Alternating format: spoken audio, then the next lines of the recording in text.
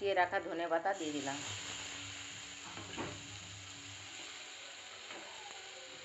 এবার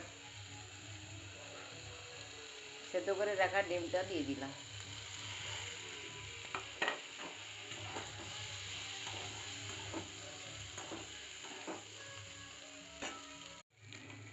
হয়ে গেছে ডিমের ভুজিয়া।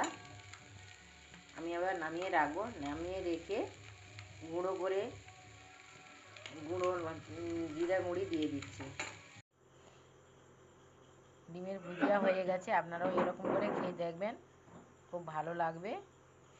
ভালো লাগলে শেয়ার করবেন, সাবস্ক্রাইব করবেন। ভিডিওটা এখানেই শেষ করলাম।